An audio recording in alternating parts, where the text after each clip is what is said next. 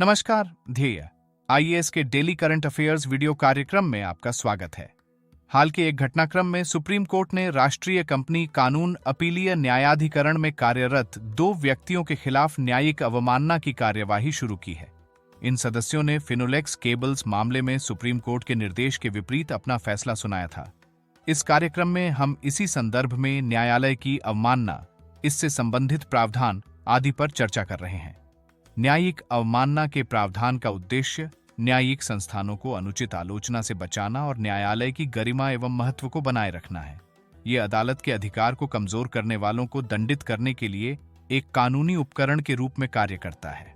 अगर हम इससे संबंधित कानूनी प्रावधानों की बात करें तो भारतीय संविधान के अनुच्छेद 19(2) में भाषण और अभिव्यक्ति की स्वतंत्रता को न्यायिक अवमानना के आधार पर सीमित किया गया है, जबकि अनुच्छेद 129 सर्वोच्च न्यायालय को अवमानना को दंडित करने की शक्ति प्रदान करता है और अनुच्छेद 215 उच्च न्यायालयों को भी यही शक्ति प्रदान करता है।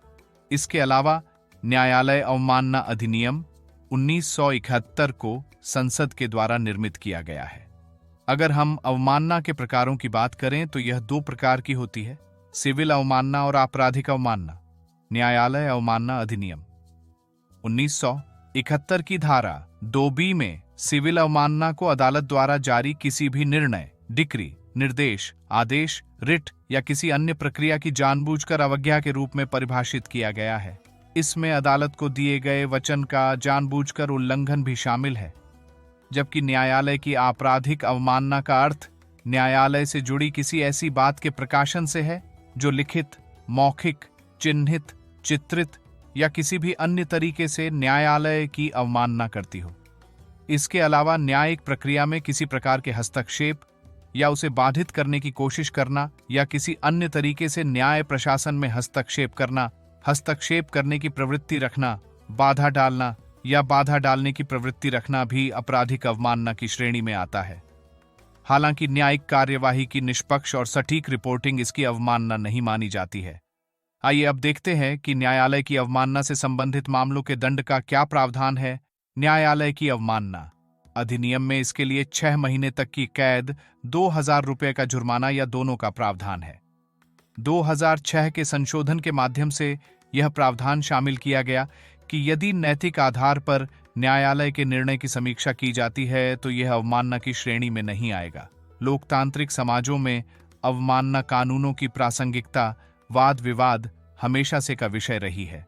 लोकतंत्र में मूल सिद्धांत लोगों की सर्वोच्चता है, जो न्यायपालिका सहित सभी अधिकारियों पर लागू होता है।